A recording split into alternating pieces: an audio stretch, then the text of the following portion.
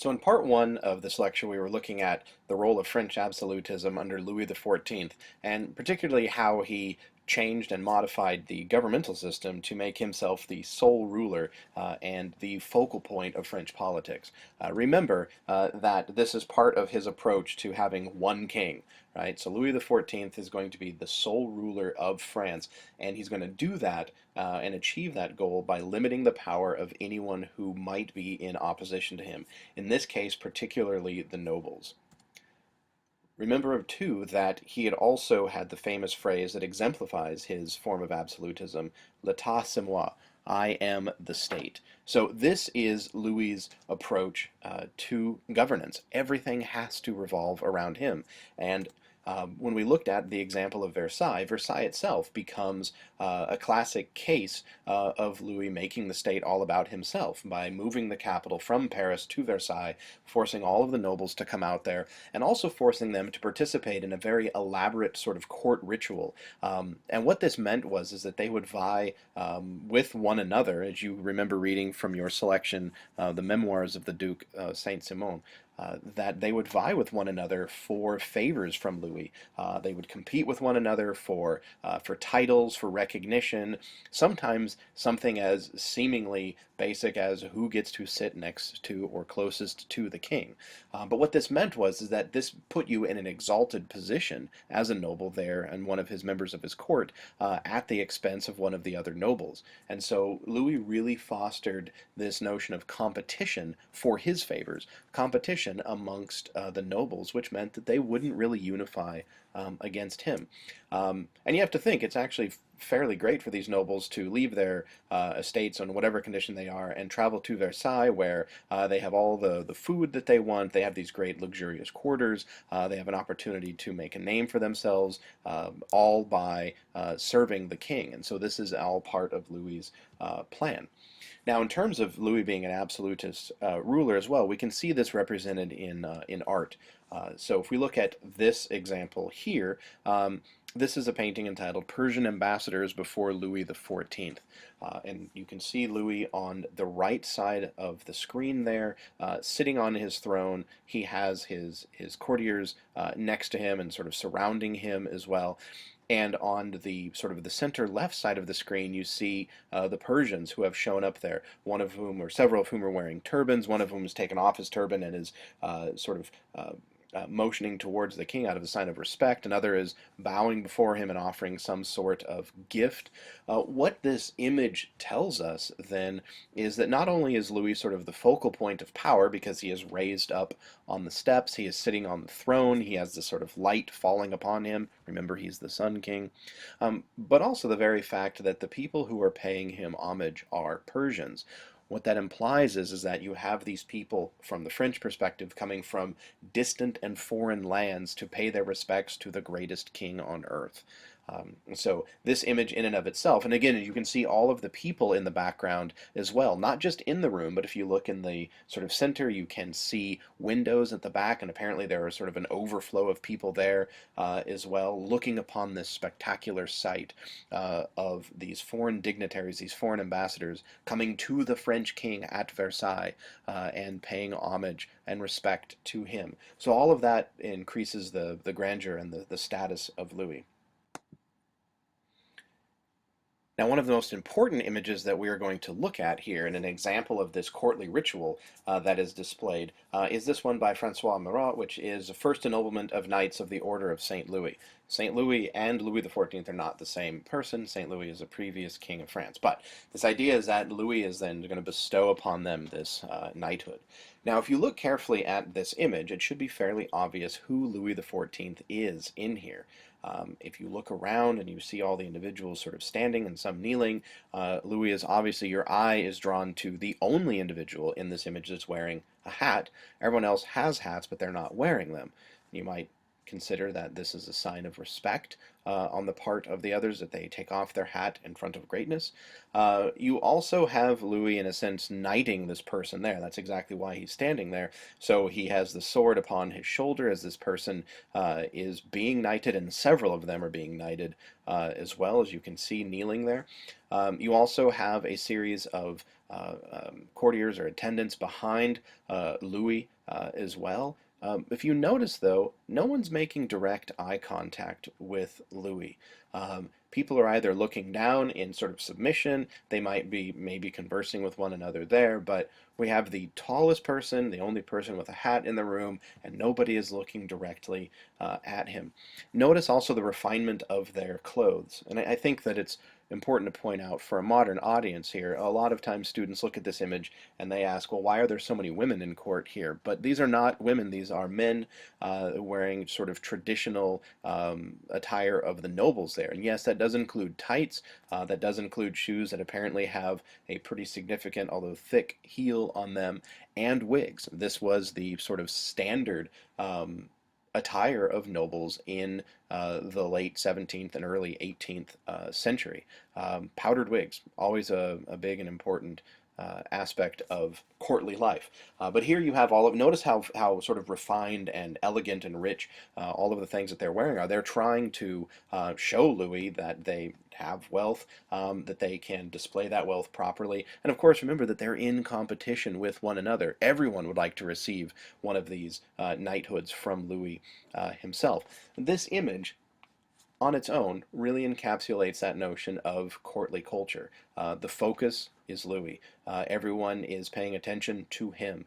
Everyone is, really focused on him, even if they're not making eye contact. And so this is a good example of how Louis has essentially tamed the nobility by having them indulge in this courtly life.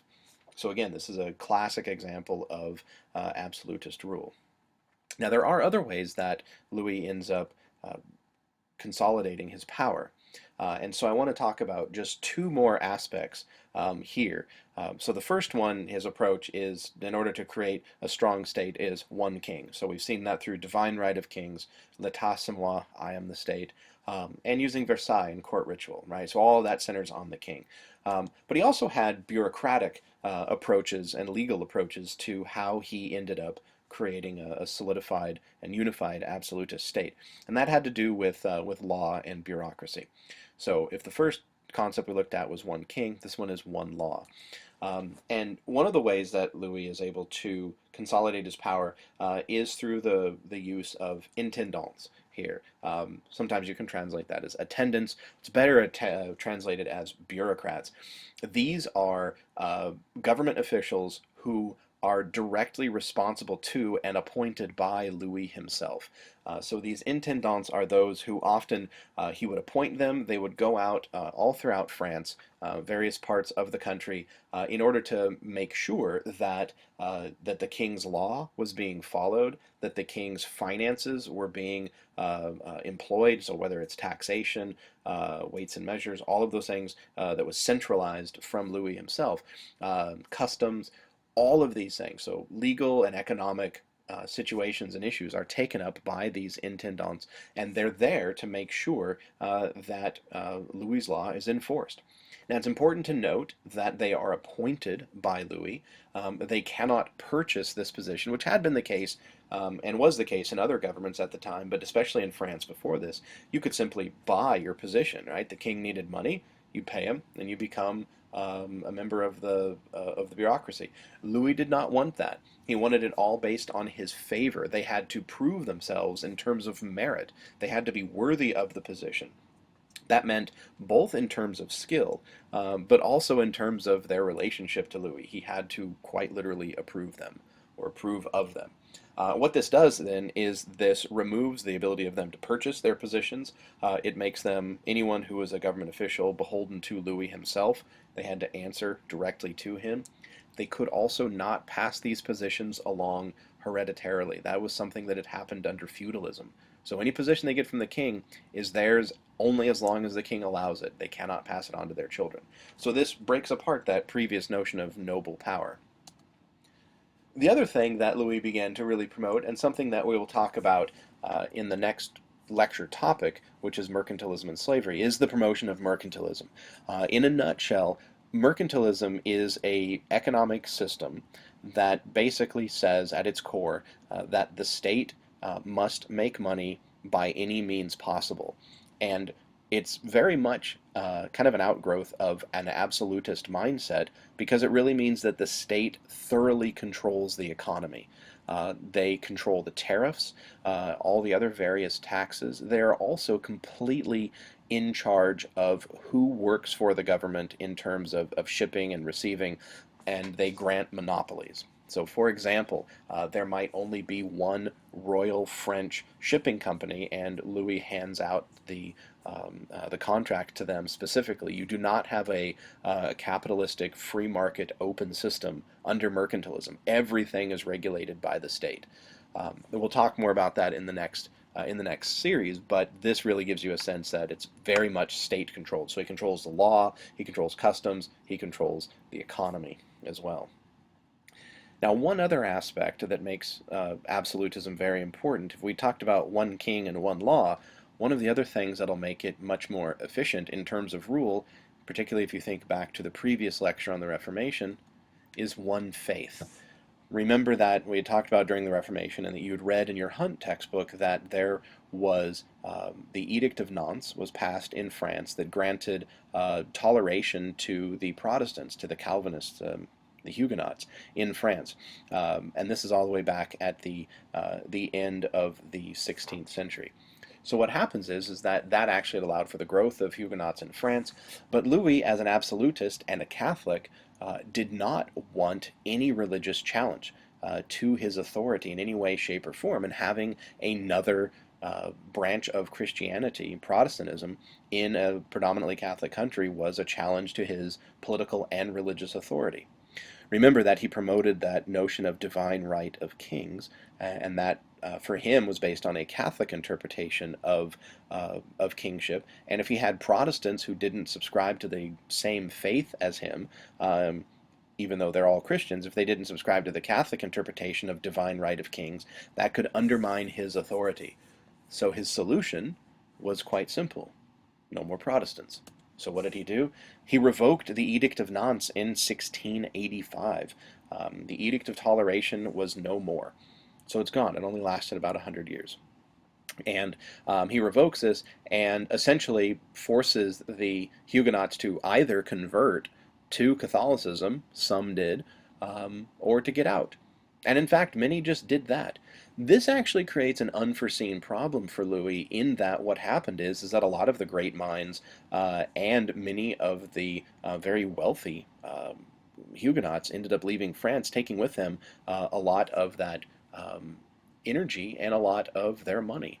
They go to other places and set up shop. And this will damage the French economy in the long run because they're going to be elsewhere. Had he not done this, there would have been a substantial economic base of entrepreneurship in France to improve the economy. But because he saw the different sect of Calvinism as being a threat to his Catholic control, he booted them out. So he revokes the Edict of Nantes. There is no religious war that comes out of it. He has such strong control over the state by this point that many of them simply just leave. There are issues regarding it, but for the most part, we're not looking at another religious war. Ultimately, Louis XIV is successful in creating an absolutist state through his approach of one king, one law, one religion. He does this at the expense of the French nobility, who are no longer in a position to challenge his authority. That, in part, can be seen through his effective use of relocating the palace to Versailles, creating a system of courtly culture, whereby the nobles are dependent upon Louis for their positions, for their favors, for their status, for their rank. Everything comes from Louis. He is the center of the French political universe. And this is a very different approach than what is taken in England, as you've seen from your reading in the textbook and the English Bill of Rights, where there the constitutionalist approach ends up curtailing and often lessening the power of the English king. So in France, Louis is actually able to avoid that. He's able to become the supreme ruler of the entire state, and that's his effective way of creating a strong centralized government. In the next section, we're going to look at the rise of mercantilism, which is one of the things that Louis had initially promoted, as well as the rise of the institution of slavery.